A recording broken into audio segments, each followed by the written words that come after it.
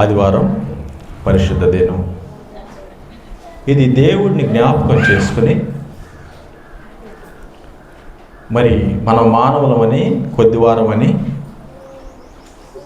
అట్లా కొద్ది కాలం జీవించి మరలా కనిపించకుండా వెళ్ళిపోతామని, మన స్థాయి, సామర్థ్యము, జీవితము, మన ఆయుష్, శక్తి సామర్థ్యాలు ఎంత తక్కువైనవో, ఒక మనిషి ఎంత బలహీనమైనటువంటి వాడో, తన ఆయుష్ ఎంతో, బలం ఎంతో, ఎంత తక్కువ వాడు జ్ఞాపకం చేసుకుని, దేవుడు ఎంత గొప్పవాడో, దేవుడి ప్రభావము, దేవుని శక్తి, దేవుని రాజ్యము, దేవుని ప్రణాళిక, దేవుని చిత్తము ఎంత ఉన్నతమైనవో జ్ఞాపకం చేసుకుని ప్రతి మనిషి దేవుని ఎదుట తల వంచి, ప్రభువా నేను మానవుడును, మీరు దేవుడు, ప్రభువుల వారా, మీ యొక్క దయాదాక్షిణ్యాలు నా జీవనానికి, నా జీవానికి, నా ఉనికికి కారణం మహామహుడైనటువంటి యేసుక్రీస్తు ప్రభువుల వారి దయాదాక్షిణ్యాలని తల వంచి ఒక్క నిమిషం జ్ఞాపకం చేసుకోవడమే ఆరాధన. ఆరాధన అంటే అది. చక్కగా మనకొచ్చిన మాటలు మరి ఇంపుగా మాట్లాడటం, ప్రార్థించడం కాదు. హృదయంలో నేను నువ్వు తగ్గించుకొని, నీ స్థాయి ఎంతో, సామర్థ్యం ఎంతో, దేవుడి స్థాయి ఎంతో, దేవుని సామర్థ్యం ఎంతో, ఒక మనిషి ఏమై ఉన్నాడో, దేవుడు ఏమై ఉన్నాడో అని ఒక నిమిషం జ్ఞాపకం చేసుకోవటమే అది ఆరాధన. దానికోసం దేవుడు ఒక పరిశుద్ధ దినాన్ని ఇచ్చాడు. సర్వ సృష్టి, ప్రపంచం మొత్తం, మనుషులు, మానవులు, ఏ దేశమైనా, ఏ ప్రాంతమైనా, ఏ భాష అయినా, ఏ తెగైనా, గొప్పవాడైనా, తక్కువవాడైనా, బలహీనుడైనా, బలవంతుడైనా, ధనవంతుడైనా, ధనహీనుడైనా, ఎవరైనా కానీ మనుషులందరూ ఒకసారి దేవుడిని జ్ఞాపకం చేసుకోవడానికి నియమించారు పరిశుద్ధ దినం. ఆదివారం అంటే అది. ఆదివారం దేవుని సన్నిధికి వచ్చి దేవుడిని జ్ఞాపకం చేసుకుని హృదయపూర్వకంగా, ప్రభువా నాకు రక్షణ ఇచ్చావు, నీవు దేవుడు, జ్ఞాపకం చేసుకుంటున్నానని ఒకసారి మీ మదిలో తలంచి నోటితో పైకి చెప్పడమే ఆరాధన అంటే. మరి ఆ విధంగా ఆరాధించడానికి మనం చేరి వచ్చాం. దేవుడు సమయం ఇచ్చాడు. యోహాను సువార్త 13వ అధ్యాయం ఒకసారి తీయండి. John gospel 13th chapter. యోహాను సువార్త 13వ అధ్యాయం.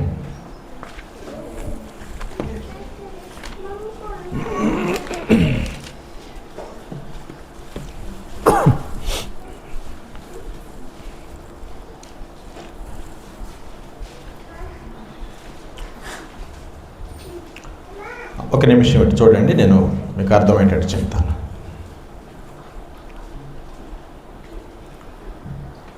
ఒక తండ్రి ప్రయాణమై ఊరు వెళ్తున్నాడు. తనకేమో పిల్లలు ఉన్నారు. ఊరు వెళ్తా వెళ్తా అంటున్నాడు, అరే బాబు, అమ్మ, పాప, నేను ఊరికి వెళ్తున్నాను, నేను మరలా వస్తాను. ఏమని చెప్తారు తల్లిదండ్రులు బయటికి వెళ్ళేటప్పుడు? జాగ్రత్తగా ఉండమ్మా, ఇంట్లోనే ఉండమ్మా, నీకు తోడు ఎవరినైనా నేను పంపిస్తాను, నీకు కావలసినవన్నీ ఇక్కడే ఉన్నాయి, నేను మరలా వస్తాను, ఏం భయపడొద్దు, క్రమంగా ఉండు అని చెప్తారా లేదా? అప్పుడు పిల్లలు ఏమంటారు? తల్లిదండ్రులు ఊరు వెళ్తా అట్లా చెప్పారనుకోండి, నేను ఊరికి వెళ్తున్నాను అనగానే, ఎక్కడికి వెళ్తున్నావు అంటారా లేదా? మరి వెంటనే, ఎప్పుడు వస్తావు అంటారా లేదా? మరి మాకు తోడెవరో అంటారా లేదా? మరి వెళ్ళేటప్పుడు తండ్రి, తల్లి ఏం చెప్తారు? నీవు నా పిల్లలని చుట్టుపక్కల వాళ్ళందరూ చూస్తూ ఉంటారు కదా, నువ్వు ఎలా ఉండాలి? క్రమంగా ఉండమని చెప్పరా?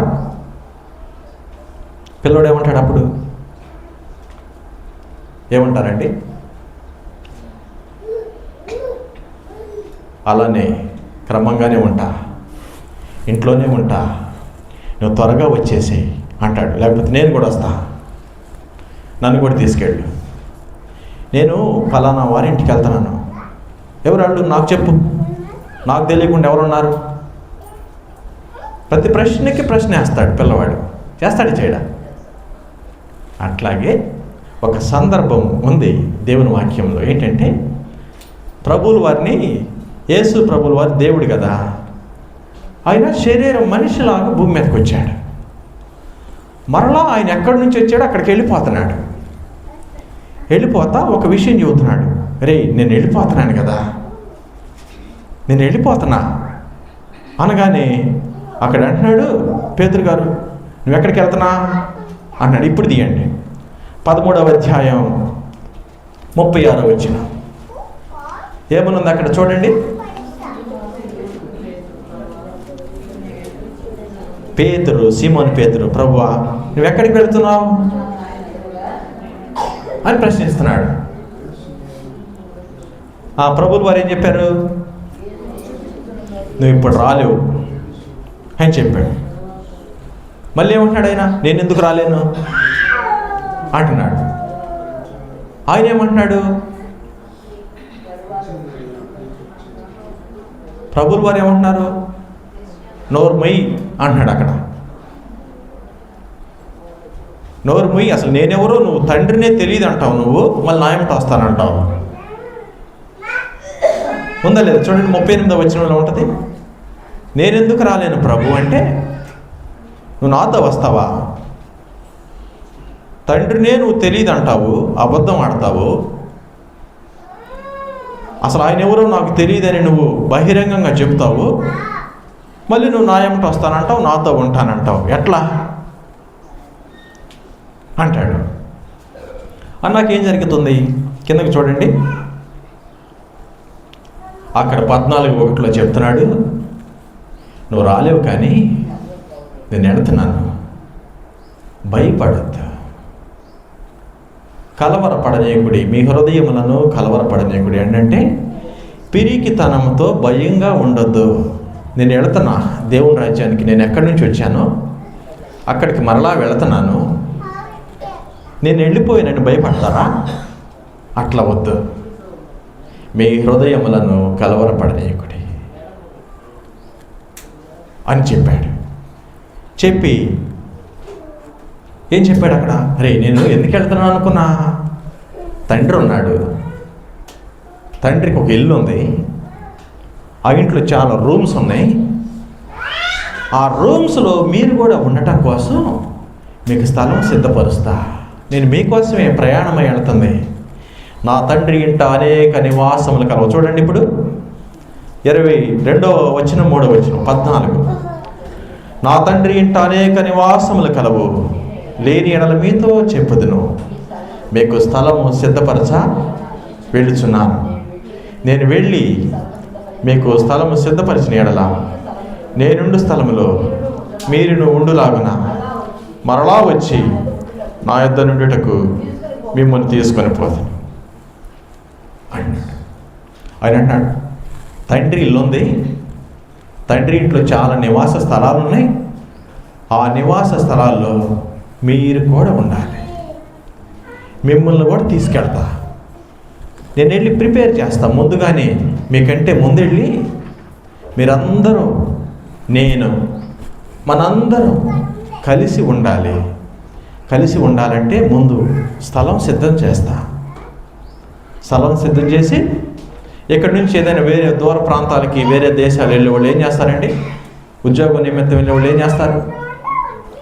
అక్కడికి వెళ్ళి అన్నీ చూసుకుని ఒక ఇల్లు తీసుకుని తర్వాత ఫ్యామిలీని, పిల్లల్ని కూడా తీసుకెళ్తారు. ఇక్కడ ఏం చేస్తున్నాడు ప్రభువుల వారు? నీకు మాట ఇచ్చి, నేను వెళ్తున్నాను బాబు, ఇక్కడ ఆల్రెడీ ఇల్లు ఉంది, ఇంట్లో ఉండటానికి స్థలం ఉంది, ఆ స్థలంలో నువ్వు ఎక్కడ ఉండాలో, ఎట్లా ఉండాలో నీకు కూడా సిద్ధం చేస్తా, అందుకెళ్తున్నా. అది ఎవరిది? అది తండ్రి ఇల్లు. తండ్రి ఇల్లు అనగానే అక్కడ ఇంకొక ఆయన ఉన్నాడు చూడండి, 14:5 తోమా గారు. ఏమంటున్నాడు ఆయన? అయితే తండ్రి ఎవరు మాకు చూపి అంటున్నాడు. వెంటనే నమ్మటంలా, ఏంటి వెళ్ళిపోతానంటున్నాడు, ఏదో ఇల్లు అంటున్నాడు, తండ్రి అంటున్నాడు. సరే తండ్రి ఎవరు మాకు చూయించు, తండ్రి ఎవరు మాకేం తెలుసు, నువ్వేమో మమ్మల్ని విడిచిపెట్టి వెళ్ళిపోతున్నావు, తండ్రి ఎవరు అంటున్నాడు. మళ్ళీ వెంటనే వేరే అతను, ఇందాక పేతురు గారేమో నేను కూడా వస్తా అన్నాడు, తోమా గారేమో తండ్రి దగ్గరికి వెళ్తానంటున్నావు, తండ్రి తెలీదు నాకు చూపి, వెళ్ళిపోతున్నావు కదా అంటున్నాడు. అక్కడ ఏమంటున్నాడు చూడండి ఆయన 14:5, ఆ మార్గం మాకు తెలియదే,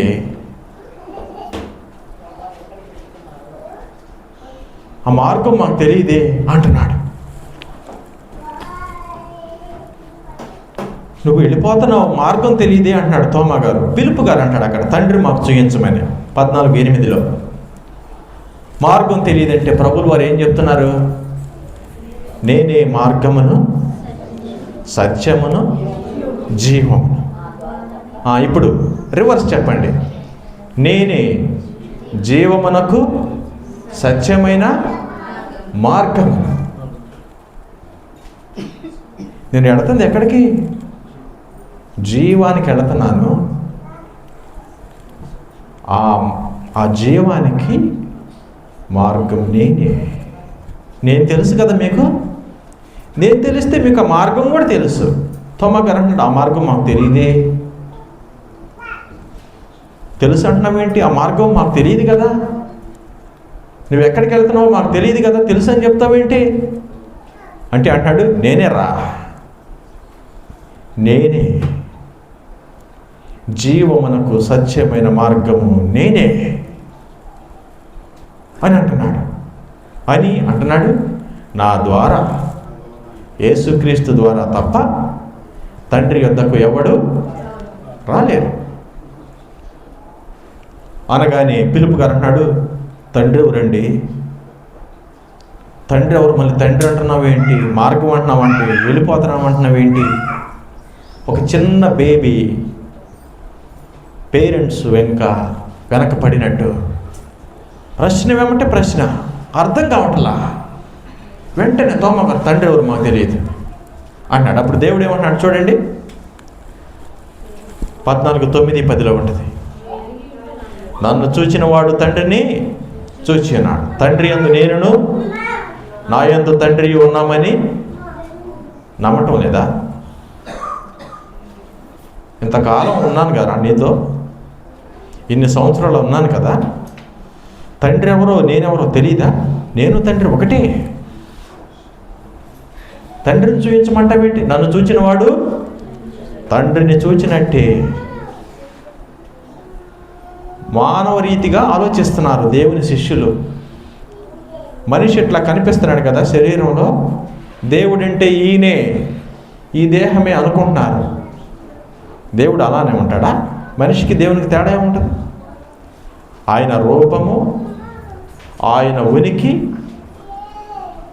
ఎవరు ఊహకు అందదు. తండ్రి ఆయనే, కుమారుడు ఆయనే, పరిశుద్ధాత్మ ఆయన. అదే కింద రాసి ఉంటుంది చూడండి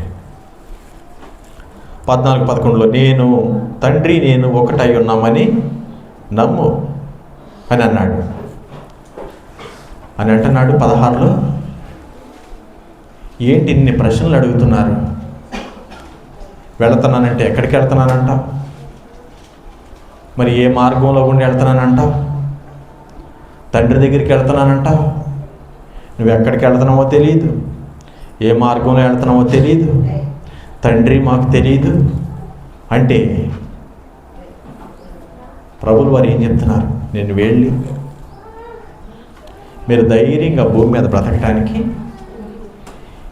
తండ్రిని వేడుకొందును, మీ యొద్ద ఎల్లప్పుడూ నుండుటకు ఆయన వేరొక ఆదరణకర్తను పంపు. 16 చదవండి ఒకసారి. నేను తండ్రిని వేడుకొందును, మీ యొద్ద ఎల్లప్పుడూ నుండుటకై ఆయన వేరొక ఆదరణకర్తను అనగా సత్య స్వరూపియగు ఆత్మను మీకు అనుగ్రహించు. పైన ఏమన్నాడు? తండ్రి నేను ఒకటే అన్నాడు. మళ్ళీ అంటున్నాడు తండ్రినే వేడుకుంటా. ఏమని? ఆదరణకర్తను పంపిమని. ఎవరు ఆదరణకర్త? సత్యస్వరూపి. సత్యస్వరూపి ఏంటండి? నేనే మార్గమును సత్యమును. ఆ యేసు ప్రభువు వారి ఆత్మే, ఆ ఆత్మ రూపము సత్యము చెప్తున్నాడు. మీరు భయపడద్దు, నేను వెళ్ళి మీకు ఆదరణకర్తను పంపిస్తా. ఆదరణకర్త అంటే ఏంటండి? అసలు తగ్గిపోయిందమ్మా ఈ పాటలో కొంచెం పెట్టి. ఆదరణకర్తను పంపిస్తానంటే ఆదరణకర్త అంటే ఏంటి తెలుసా? అంతకుముందు చెప్పాక అక్క ఏంటి ఆదరణకర్త అంటే ఏంటి?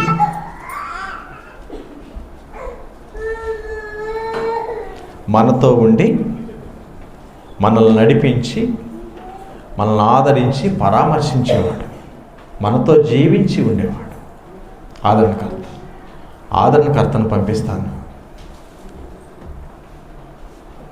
అని చెప్పాడు. ఆదరణకర్త అంట సత్యస్వరూపి, ఆత్మ దేవునిది, యేసు ప్రభువు వారిది. ఆయన మిమ్మల్ని సర్వసత్యంలోనికి నడిపిస్తాడు. ఇక ఆత్మ వచ్చి ఇక మనుషుల్ని దేవుని రాజ్యానికి సిద్ధం చేస్తూ ఉంటాడు.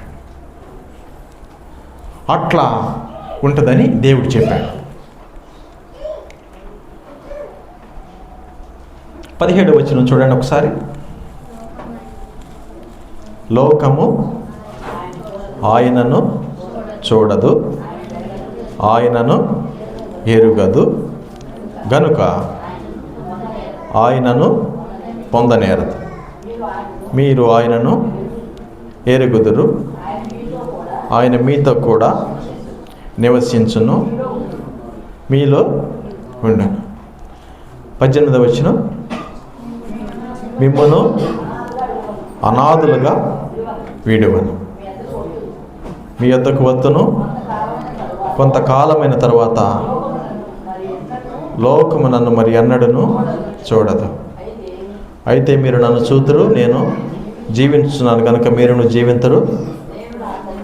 నేను నా తండ్రి యందును మీరు నా యందును నేను మీ యందును ఉన్నామని ఆ దినమున మీరు ఎరుగుతారు. ఇక్కడ చెప్తున్నాడు స్పష్టంగా ఏంటంటే, మనుషులు చాలామంది ఉన్నారు భూమి మీద. లోకము అంటే దేవుణ్ణి ఎరగిన ప్రజలు. ఈ భూలోకం అంతా మనుషులతో నిండి ఉంది. వారికేం తెలియదు, వారు నన్ను గుర్తుపట్టరు. కానీ మీరు నన్ను గుర్తుపడతారు. నేను మరలా వస్తా, మీరు నన్ను గుర్తుపడతారు. కానీ లోకమంతా గుర్తుపట్టదు. ఎందుకని గుర్తుపట్టదు? లోకము ఆయనను చూడదు, ఆయనను ఎరుగదు గనుక ఆయనను పొందలేరు. పరిశుద్ధాత్మను పంపిస్తాడంట దేవుడు. పైకి వెళ్ళి నేను ఆదరణకర్తను మీకు పంపిస్తానంటే లోకానికి కాదు, అందరికీ కాదు. పరిశుద్ధాత్మ కొందరికి. ఆ కొందరు ఎవరు?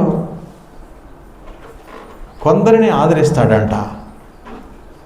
కొద్దిమందికే పరిశుద్ధాత్మ అంట. కొద్దిమందిని తీసుకెళ్తాడంట పైకి. అందరిని కాదు. ఇది మనుషులందరికీ చెప్పేది కాదు. 14వ అధ్యాయం 1వ వచనంలో రాయబడి ఉంటుంది ఆంగ్ల బైబిల్లో. కంఫర్టింగ్ హిస్ డిసైపుల్స్ అని ఉంటుంది. తన శిష్యులని ఆదరిస్తున్నాడని రాసి ఉంటుంది. ఈ వాక్యము లేఖన భాగము లోకమంతటికి కాదు. ప్రభువులు వారిని అంగీకరించి నోటితో యేసు ప్రభువుని ఒప్పుకొని నీ అంతరంగంలో యేసుక్రీస్తు ప్రభువుని అంగీకరించి నువ్వు బాప్తిస్మంలో సాక్ష్యం ఇచ్చి సంఘంలో చేర్చబడి క్రమంగా బ్రతకటానికి ప్రారంభిస్తే ఇదంతా నీ కోసమే.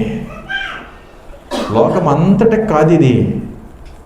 ఇది డిసైపల్స్, దేవుని శిష్యులకి, దేవుని అనుసరించే వారికి, దేవుని అంగీకరించిన వారికి, దేవునితో కూడా బ్రతికే వారికి, ఎవరైతే నాకు దేవుడు కావాలి, యేసు ప్రభువు కావాలి అని అంటారో వారికే ఈ మాటలన్నీ.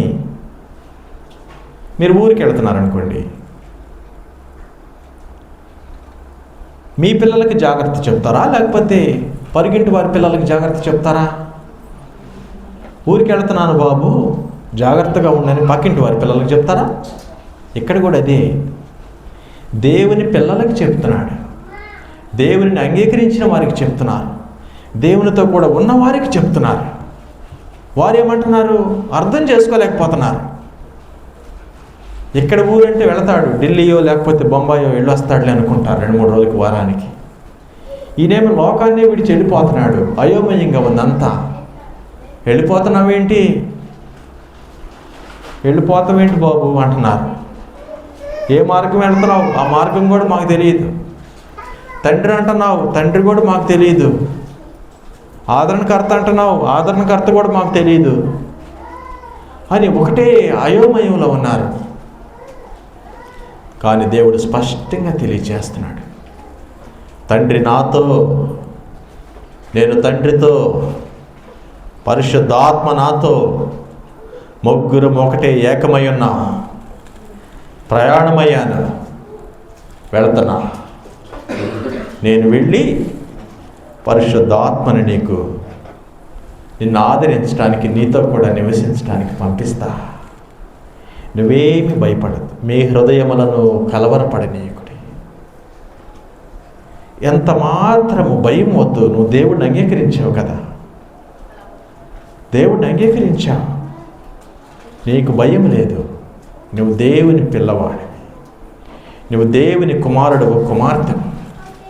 దేవుడు చెప్తున్నాడు, నేను వెళ్ళి మీకు ఆదరణకర్తను పంపిస్తున్నాను. 17వ వచనంలో ఏమని రాసింది అక్కడ? లోకానికి తెలియదు, లోకం ఆయనను చూడదు. ఆదరణకర్త వస్తాడు, పరిశుద్ధాత్మదేవుడు వస్తాడు, కానీ లోకం ఆయన చూడదు. ఏమనుంది? ఎందుకు? అసలు ఆయన తెలియదంట. ఎందుకు తెలియదు?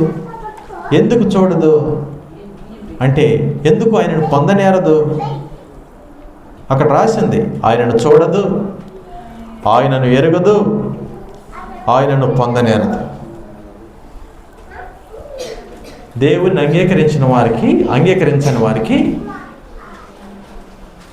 ఏమి తెలియదంట. పరిశుద్ధాత్మ అంటే ఏంటో, పరిశుద్ధాత్మదేవుడు ఎలా ఉంటాడు, అసలు పరిశుద్ధాత్మదేవుడు ఉన్నాడన్న సంగతి తెలియదు, చూడదు. దేవుడు వారి దగ్గరికి కూడా రాడు. కానీ అక్కడ ఉంది, మీరు ఎరుగుదురు, మీరు ఆయనను ఎరుగుదురు, ఆయన మీతో కూడా నివసించును, ఆయన మీలో ఉండడు. దేవుణ్ణి అంగీకరించిన ప్రజలతో దేవుడు కలిసి జీవనం చేస్తాడు. వారి హృదయంలోనే దేవుడు ఉంటాడు. హృదయమే దేవుని ఆలయం. పాట కూడా ఉంది కదా, హృదయమే నీ ఆలయం క్రీస్తు. గుడి గోడలలో లేడు దేవుడు, ఉన్నాడండి. ఇది గుడేనా? ఇది గుడేనాక? గుడేనా? ఉన్నాడా? ఇది గుడి కాదు. ఎంత సుందరంగా, ఎంత భీకరంగా, ఎలా నువ్వు నిర్మించిన హస్తకృతమైనటువంటి ఆలయంలో ఆయన నివసించడు. నీ హృదయమే దేవుని ఆలయం, నీలోనే ఉంటాడు. దేవుడు నీతోనే ఉంటాడు. 18వ వచనం రాసి ఉంది ఏమని? నేను మిమ్మలను అనాథులుగా విడువను.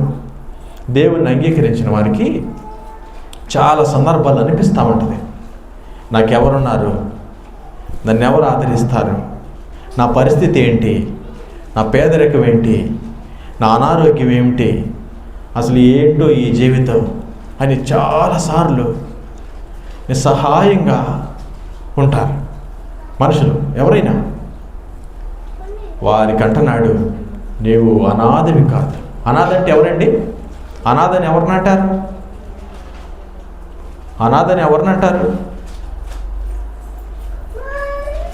తండ్రి లేనివారు, తల్లి లేనివారు, ఆదరించేవారు లేనివారు, ఇల్లు లేనివారు, ఏ ఆధారం లేనివారు, పోషణ లేనివారు, ఆరోగ్యం లేనివారు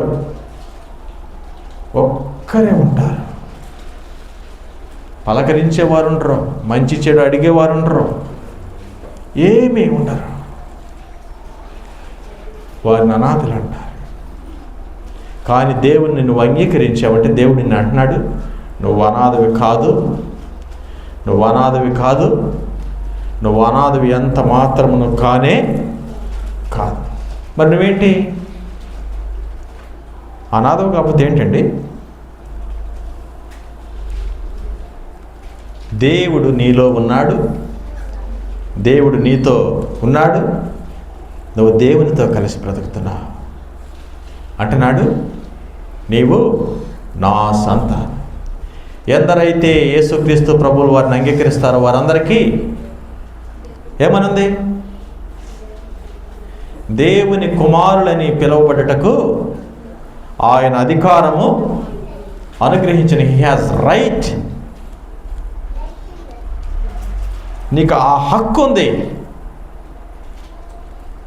నువ్వు దేవుని అంగీకరించావంటే నేను దేవుని సంతానం, నేను దేవుని కుమారుడు, నా తండ్రి దేవుడు అని మీరందరూ బహిరంగంగా చెప్పడానికి మీకు ఆ హక్కు ఉంది. నువ్వు ధైర్యంగా తలెత్తి గంభీరంగా బ్రతకటానికి, లోకంలో సిగ్గుపడకుండా నువ్వెంత మాత్రం తక్కువ వాడు కాదని, నువ్వెంత మాత్రము ఎన్నికలేని వాడు కాదని, దేవుడు నీతో ఉన్నాడని, నువ్వు దేవుడితో ఉన్నవాడువని, నీ పేదరికము, అనారోగ్యము, ఏ పరిస్థితి కూడా వాటన్నిటికి మించి దేవుడు నీతో ఉన్నాడని నువ్వు దేవుని సంతానం గర్వించడానికి ఏముంది? హక్కు ఉంది. He has given right to be called children of God. దేవుని సంతానం అంటే చాలామంది ఆ విషయం తెలియదు. ఆ విషయం తెలియక కార్ల మీద, బళ్ళ మీద ఏమని రాసుకుంటారు? వారి కులాలు, వారి గోత్రాలు, లేకపోతే వారి పదవులు, additional chief justice of India ఇట్లా రాసుకుంటారు. గవర్నమెంట్ వెహికల్ అని. ఎందుకు?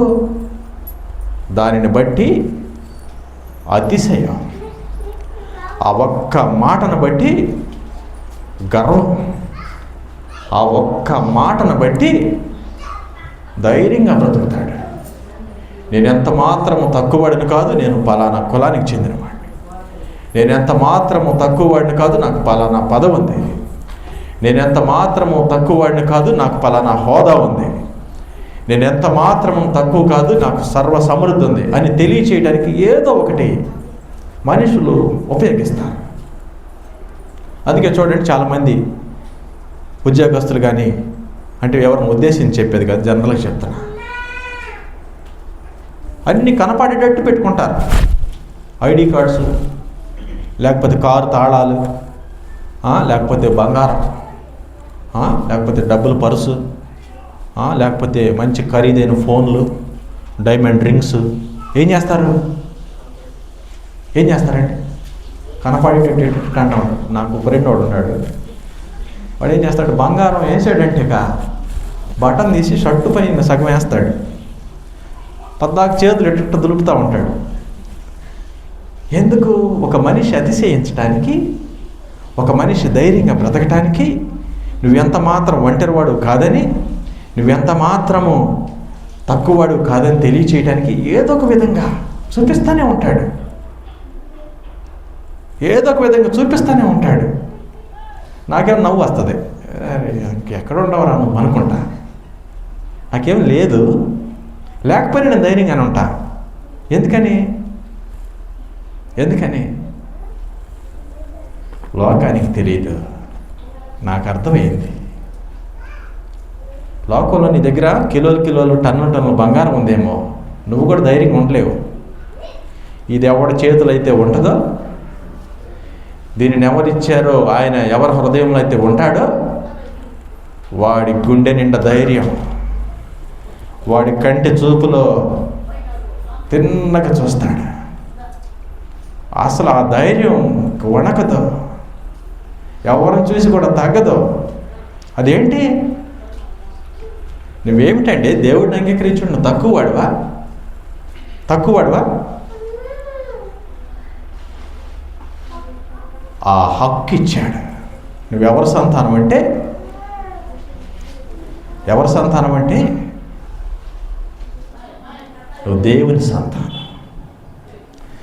ప్రభు అయిన యేసుక్రీస్తు వారు నాకు తండ్రి, నేను ఆయనకు కుమార్తెను. ఆయన నాకు తండ్రి, నేను ఆయనకు కుమారుడు. దేవుణ్ణి అంగీకరించిన వ్యక్తి నేరుగా ప్రభువులు వారికి సంబంధించిన వారు. ఈ సంఘానికి లేకపోతే సేవకులకి కొంతమంది మా సేవకుడు ఫలానా అండి, మా పాస్టర్ గారు ఫలానా అండి, మేము ఆయన దగ్గరికి వెళ్తామని అని చెప్తారు. అవి కూడా ఏం అవసరంలా. మధ్యలో సేవకుడిది కూడా ఏమి లేదు. నువ్వు నిటారుగా నేరుగా నీ కన్నులు పైకి చూయించి, నేను ప్రభు అయిన యేసుక్రీస్తుల వారి సంతానం, దేవుని బిడ్డ నేను అని చెప్పి నువ్వు నమ్మి ధైర్యంగా జీవించే హక్కు ఇచ్చాడు నీకు. ఇప్పుడు చూడండి 17వ వచనం.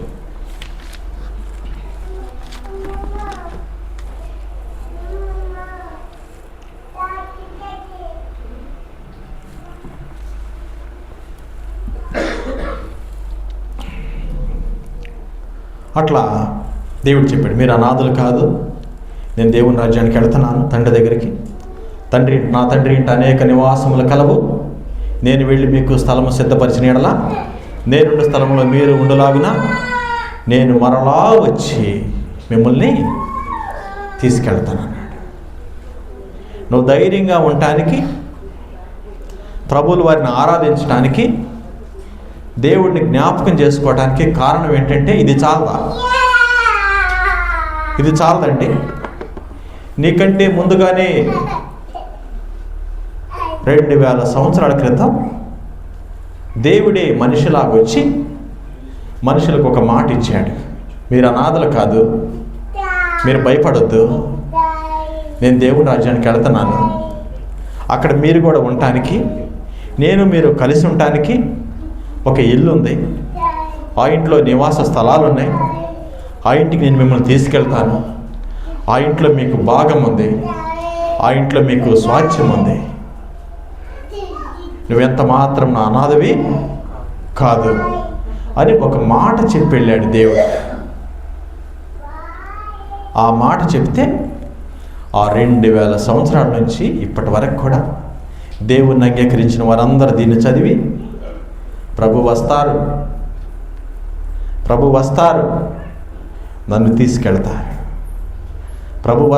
నన్ను తీసుకెళ్తారని ధైర్యముగా, నేను ప్రభు సంతానం, ప్రభు వంశావళి అని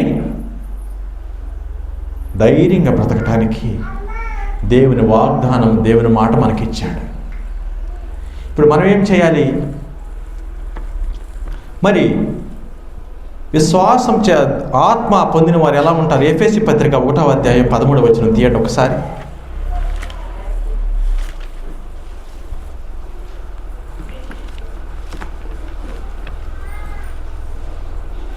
అపోస్తల గారు, అది తర్వాత చదువుదామండి, కంటిన్యూషను. అపోస్తల కార్యాలు 2వ అధ్యాయం 38వ వచనం.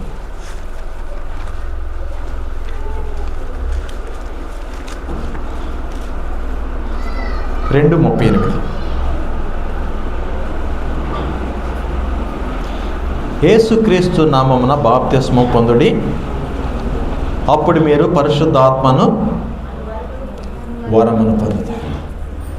ఇప్పుడు చదవండి ఎఫెసీ పత్రిక 1:13.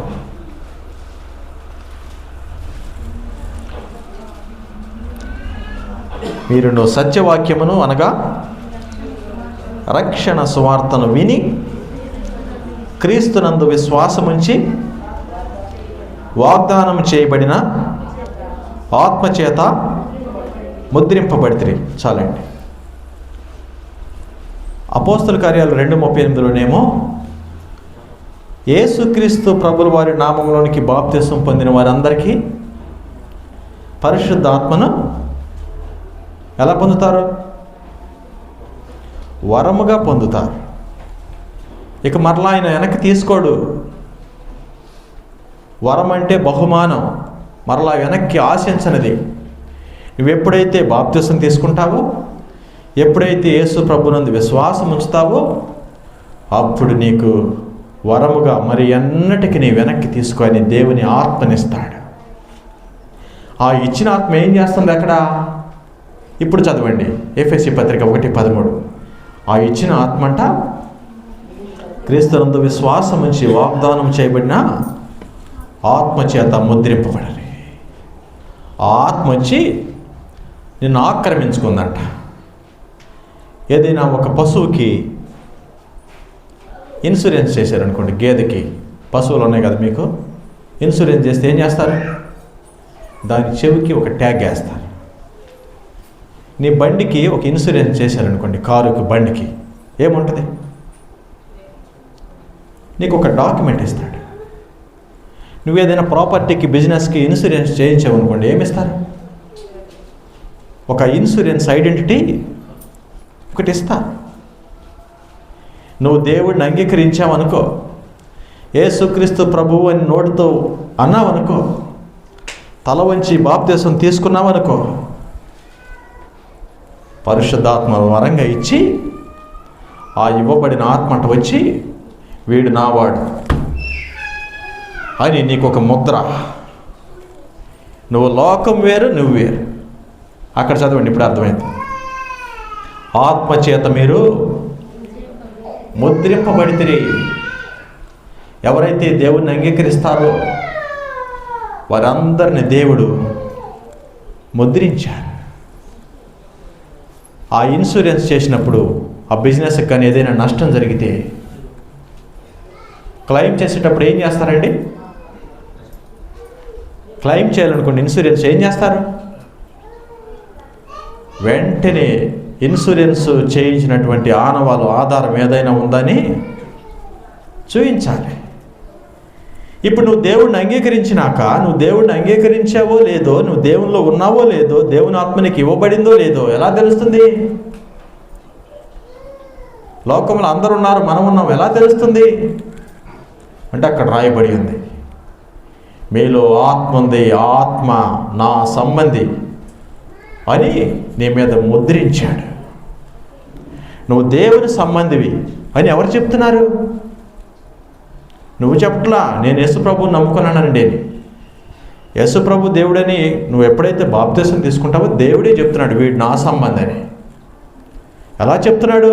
నీ మీద ముద్ర వేశాడు, ఒక ముద్ర, స్టాంప్ వేసాడు, ఆల్రెడీ నేమింగ్ అయింది, నువ్వు దేవుని సంబంధమని. మనం దేవుణ్ణి ఆరాధించడానికి ఇంకేం కావాలి? ఏం కావాలండి? దేవుణ్ణి ఆరాధించడానికి ఏం కావాలి? భయపడొద్దని చెప్పాడు, మీకు స్థలం సిద్ధపరచడానికి నేను వెళుతున్నానని చెప్పాడు. 3 మీరు అనాథలు కాదని చెప్పాడు. 4 నా ఆత్మను మీకు ఇస్తున్నానని చెప్పాడు. 5 ఆయన మీతోనే ఉన్నాడు, మీలోనే ఉన్నాడని చెప్పాడు. 6 నేను వచ్చి తీసుకెళ్తాగా నిన్ను అని చెప్పాడు. ఈ లోకము నిన్ను గుర్తించినట్లు, లోకమైనను అంధకార మందలి ఏ చీకటి శక్తి అయినను నిన్ను అపహరింపకుండానట్లు నిన్ను ముద్రించాడు కూడా, నువ్వు దేవుని సంబంధమని. నువ్వు ఆరాధించడానికి ఏం అనాల్సిన పని లేదు, ఏం చేయాల్సిన పని లేదు. నా కోసం ముందుగానే దేవుని రాజ్యానికి వెళ్ళిన ప్రభు, నన్ను భయపడొద్దని చెప్పిన ప్రభు, నాకు స్థలం సిద్ధపరచడానికి వెళ్ళిన ప్రభు, నన్ను అనాథగా విడవకుండా మీ ఆత్మనిచ్చిన ప్రభు, నాలో ఉండి నన్ను నడిపిస్తున్న ప్రభు, నన్ను మరలా తీసుకెళ్తానన్న ప్రభు, మీకు వందనాలయ్యా. అదే ఆరాధనక, ఇకేమి కాదు. ఆయనంట వచ్చేటప్పుడు ఎలా వస్తాడు? 1 దశలోనికి పత్రిక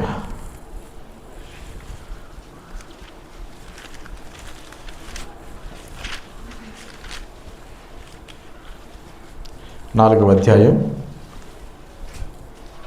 16వ వచనం. ఆర్భాటంతోనూ ప్రధాన దూత శబ్దముతోను దేవుని బోరతోను పరలోకము నుండి ప్రభువు దిగివచ్చు. క్రీస్తునందుండి మృతులైన వారు మొదట లేతురు. ఆ మీదట సజీవులమై నిలిచి ఉండు మనము వారితో కూడా ఏకముగా ప్రభువును ఎదుర్కొన్నట్టు ఆకాశ మండలంకి మేఘముల మీద కొనుకోబడదు కాగా మనము సదాకాలము ప్రభుతో కూడా ఉండు. ప్రభువు అక్కడ ఎలా ఉంటుందంటే అక్కడ రాయబడి ఉంది, నేను వచ్చేసరికి నన్ను అంగీకరించి ప్రయాసతో జీవించి నన్ను కలిగి బ్రతికి నేను చెప్పిన ఇష్టానుసారంగా నువ్వు బ్రతికేవనుకో, ఒకవేళ నేను రావటం ఆలస్యమైతే, ఒకవేళ నేను రాకముందే నువ్వు చనిపోతే అప్పుడు కూడా భయపడద్దు. నేను వచ్చి నిన్ను సమాధిలో ఉండాలి బయటికి పిలిపిస్తా. అక్కడదే రాసింది, క్రీస్తు నందుండి మృతులైన వారు మొదట లేదు. మొట్టమొదట ప్రభువుల వారి రావటం ఆయన రాకడ ఆలస్యమై ఎవరైనా కాలం చేస్తే మొట్టమొదట వారికి మీరు రెండమ్మా, మీరు నన్ను ముందు అంగీకరించి ప్రయాసతో భారంతో నన్ను ఒప్పుకుని నా ఇష్ట ప్రకారం జీవించారు. నేను వచ్చేలోపు కాలం చేసావా, నీ సమాధి తీస్తా. మొట్టమొదట లేస్తారంట. మరి అప్పటికి కొంతమంది ఏమో సజీవులమై నిలిచి ఉండు మనం. అప్పటికి దేవుడి కోసం ఎదురు చూస్తూ ఉంటారు. ఆకాశం కనులెత్తి నా బాధలేంటి, నా పరిస్థితులు ఏంటి, ఈ జీవితం ఏంటి, ఈ భారం ఏంటి, నేను బ్రతకలేకపోతున్నాను ప్రభువా అని ఉదయం సాయంత్రం ప్రార్థన చేస్తా, విజ్ఞాపన చేస్తా, భారభరితంగా జీవితం అట్లా వెళ్ళదీస్తా. బ్రతుకుతా ఉంటే ఒంటరిగా ఉన్నావా, ఏ ఆధారం లేకుండా ఉన్నావా, ఎంతో ప్రయాసతో జీవిస్తారు. కొంతమంది జీవితం అంత సులువుగా ఉండదు, చాలా కఠినంగా ఉంటుంది, కష్టంగా ఉంటుంది. కొంతమందిని చూస్తూ ఉంటాను, ఏ ఆధారం ఉండదు, వయసు అయిపోద్ది, మరి పని చేసుకోలేరు, ఆహారం తీసుకోలేరు, ఇల్లు ఉండదు, భోజనం ఉండదు, వస్త్రాలు ఉండవు. మనకైతే దేవుడు కొంచెం ఆహారం వస్త్రాలు ఇచ్చి ఉంటున్నాం. ఎంతోమందికి అవకాశం కూడా లేదు, కానీ దేవుడు ఉన్నాడు వారికి కూడా దేవుడు ఉన్నారు. వారు ఎలా చూస్తారు? చాలామంది అయితే నేను కొంతమందిని చూశాను, ప్రభు ఇక నన్ను తీసుకో ప్రభు, ఈ జీవితం నేను జీవించలేకపోతున్నానయ్యా, భారంగా ఉంది ప్రభు, నన్ను చూడటానికి కూడా భారంగా ఉంది మనుషులకి, నేను ఎందుకు ఇక్కడ భారంగా ఉండే బదులు నేను వెళ్ళిపోవటం మంచిది కదా అని ఎంతోమంది దేవుని అంగీకరించిన వారు ప్రయాసతో ఎదురు చూస్తూ ఉంటారు. కొంతమంది దేవునిలో ఉండి ఫలించి దేవుని రక్షణ, మారు మనసు ఇవన్నీ అర్థమైపోయి ఈ లోకంలో పదవులు, హోదాలు, డబ్బులు, ఉద్యోగాలు ఇవి కాకుండా దేవుని కోసం ఎదురు చూస్తూ ఉంటారు. బతికుండి కూడా ఏముంది ప్రభు, ఇవన్నీ శాశ్వతం కాదు కదా, నేనే శాశ్వతం కాకపోతే నాకున్నవి ఇవేంటి అని దేవుని వైపు, ఆకాశం వైపు కన్నులెత్తి చూస్తూ ఉంటారు, దేవుని మహింపరుస్తూ ఉంటారు. వారి కోసం రాయబడి ఉంది, ఒకవేళ నువ్వు ముందు వెళ్ళిపోతే యు విల్ రైజ్ అప్, నువ్వు లేస్తావు. అక్కడేమనుందంటే మొదట లేదు, మొట్టమొదటి నువ్వు బ్రతికున్న వారికంటే ముందు అంగీకరించారు కదా. ఒక బోర్డు ఉంటుంది ఎక్కడైనా, టికెట్ కౌంట్స్లో, ఇక్కడ ఏదైనా ఆన్లైన్ స్లాట్స్ చేసేటప్పుడు ఏమనుంటుంది, ఫస్ట్ కమ్ ఫస్ట్ సర్వ్. మొట్టమొదటి వచ్చిన వారికి మొట్టమొదటి వడ్డిస్తారు కదా. నువ్వు మొట్టమొదట ముందుగానే దేవుడిని అంగీకరించి, నువ్వు ముందుగానే దేవునితో ఉంటే, ముందుగానే దేవునితో జీవిస్తే, ఒకవేళ దేవునితో జీవించి భూమి మీద నువ్వు కనిపించకుండా కాలం చేస్తే, అయినా కానీ నీకు వేయబడినటువంటి ముద్ర, అయినా కానీ నీ హృదయంలో ఉన్నటువంటి విశ్వాసం, అయినా కానీ నువ్వు దేవుని అంగీకరించిన దానిని బట్టి, నువ్వు దేవుని ఒప్పుకున్న దాన్ని బట్టి, దేవుని ఇష్టానుసారంగా బ్రతికిన దాన్ని బట్టి దేవుడు అంటున్నాడు, నిన్ను మరలా నేను తీసుకుంటా, బయటికి తీసుకొస్తా అంటున్నాడు. ఒకవేళ చనిపోలేదనుకో, వారిని ఏమంటున్నాడు, సజీవులమై ఉండి మనము ఆ మీదట వారితో కూడా ఏకముగా ప్రభువుని ఎదుర్కొన్నట్టు ఆకాశ మండలములకు మేఘముల మీద కనిపోబడదు.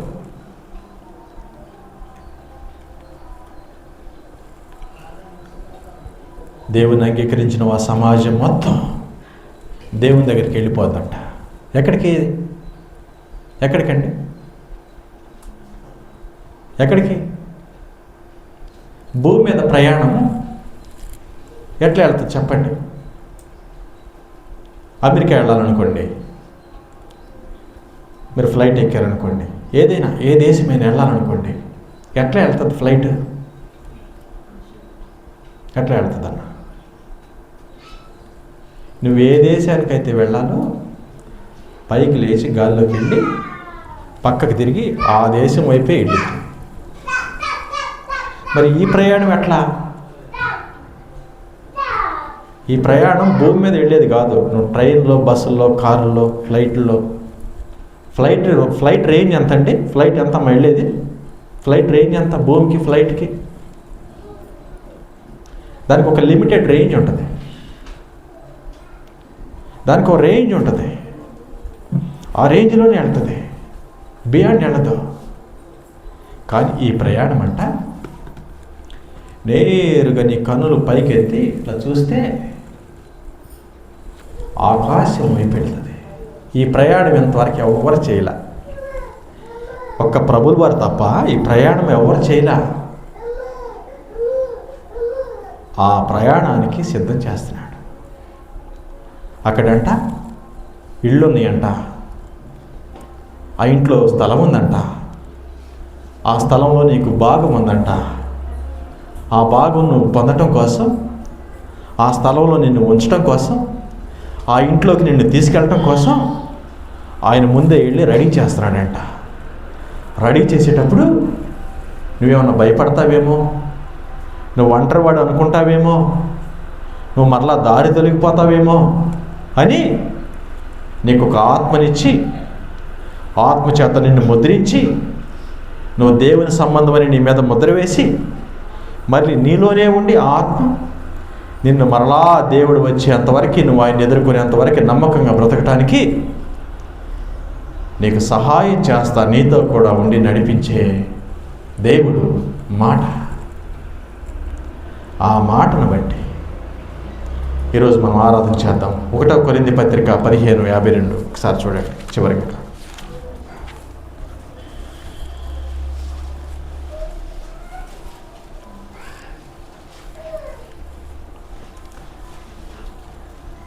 ఇదిగో మీకు ఒక మర్మము తెలుపుచున్నాను, మనమందరము నిద్రించము, కానీ నిమిషములు, ఒక రెప్పపాటు కడబూరం రోగగానే మనమందరం మార్పు పొందుతాం. బోరం రోగును అప్పుడు మృతులు అక్షయులుగా లేపబడి మనము మార్పు పొందుతాం. క్షయమైన ఈ శరీరము అక్షయతను ధరించుకొనవలసి ఉన్నది. మత్స్యమైనది ఈ శరీరము అమర్త్యతను ధరించుకోవాల్సి. చాలా ఇక్కడ స్పష్టంగా రాశాడు. ఒక మనిషి దేవుణ్ణి అంగీకరించినటువంటి వ్యక్తి దేవుణ్ణి ఎలా కలుసుకుంటాడు? ఒక దేవుణ్ణి అంగీకరించిన వ్యక్తిని దేవుడు ఎలా తీసుకెళ్తాడు? మట్టిలో మట్టి అయిపోయే ఈ దేహము మహిమగా ఎలా మార్చబడుతుంది? ఒక మనిషి దేవుణ్ణి ఎలా చేరతాడు అనేది స్పష్టంగా రాసింది ఇక్కడ. స్పష్టంగా రాసింది. కన్ను రెప్పపాటున అంటే ఎంతసేపు అండి అది? ఏంటి యూనిట్స్ ఏంటి మెజర్ చేయడానికి ఏంటమ్మా? కన్ను రెప్పపాటున అంటే ఒక కన్ను అట్లా బ్లింక్ అయ్యేలోపు, a twinkling of an eye, just అట్లా కన్ను అట్లా ఒక్కసారి అట్లా షట్ చేసి అట్లా ఓపెన్ చేయటం, అంత సమయమేనంట. నీ బాధలు, నీ వేదనలు, ఈ లోకంలో నీ దేహము మార్చబడటానికి అంత సమయమే. ఎంతో మార్పు చెంది ఎంతో సమయం తీసుకోదు. ఒక కన్ను మూసి తీసేలోపు ఎంత సమయం పడుతుంది? అంత సమయంలో ఒక విషయం జరుగుతుందంట. ఏ విషయం?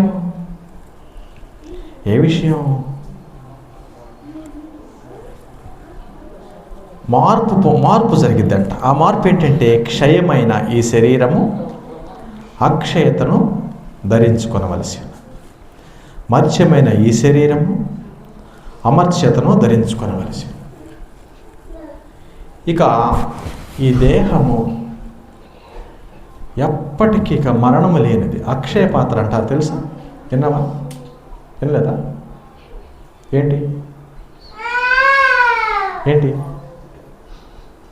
ఏంటండి?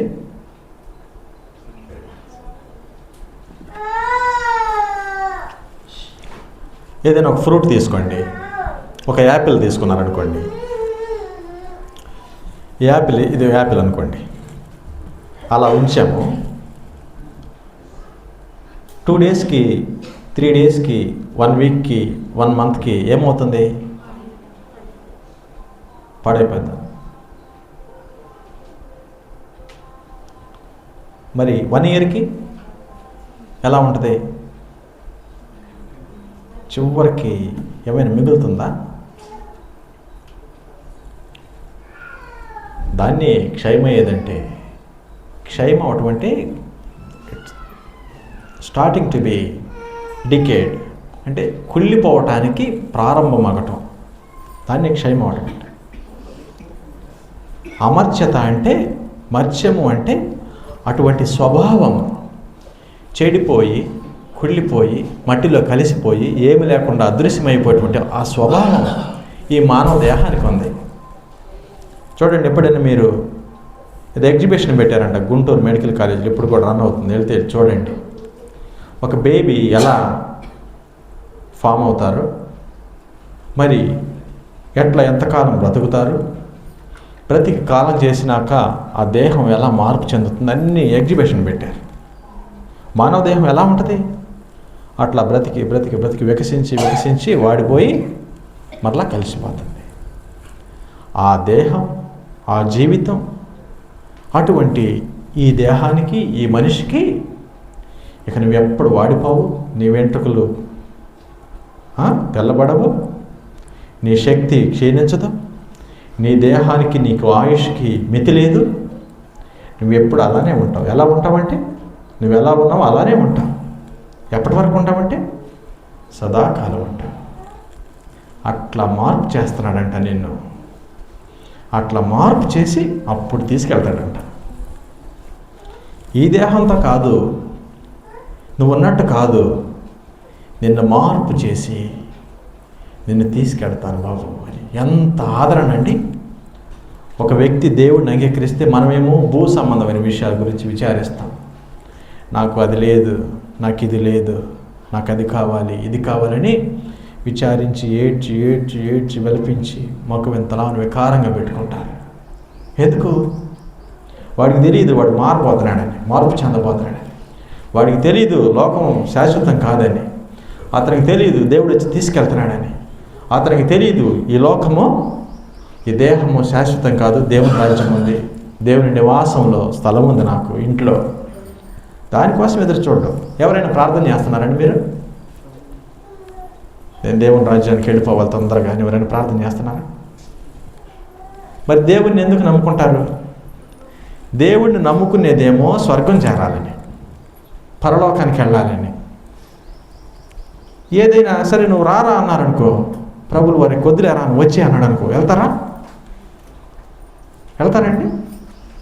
వెంటనే చిన్న జలుబు చేస్తేనే, దగ్గొస్తేనే వెంటనే డాక్టర్ దగ్గరికి పరిగెత్తుతాం, మెడికల్ స్టోర్కి వెళ్తాం, పాస్టర్ గారి దగ్గరికి వస్తాం.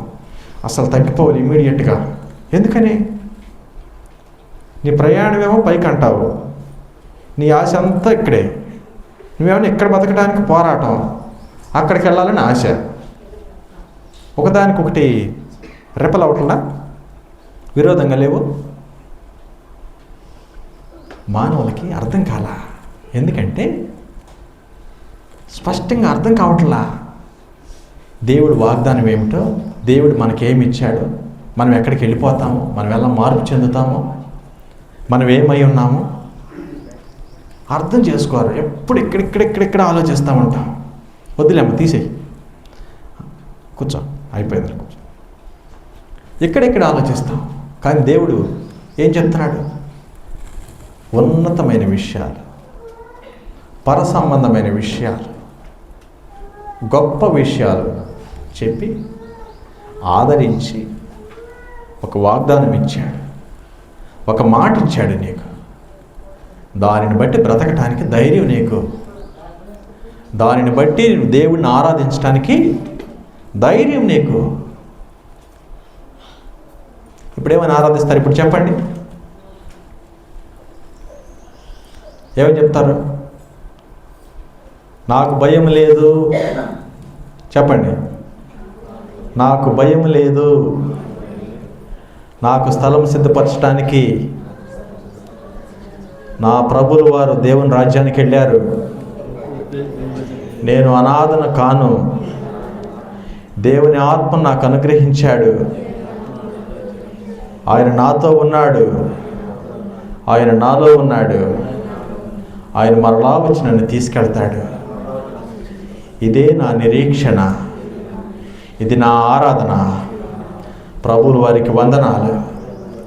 నన్ను మాటలతో ఆదరించి, ఆయన ఆత్మను నాకు అనుగ్రహించి, ఆయన మాటలతో నన్ను బలపరిచి, ఆకాశం వైపు నా కన్నులెత్తి దేవుని కోసం ఎదురు చూడటానికి, దేవుని రాజ్యంలో భాగం పొందటానికి నాకొక నిశ్చయత, నాకొక నమ్మకము, నాకొక ధైర్యము అనుగ్రహించిన యేసు ప్రభువుల వారికి నా ఆరాధన, నా స్తుతి యాగము అర్పిస్తున్నాను. అదే ఆరాధన. ఇప్పుడు ఆరాధన చేద్దామండి.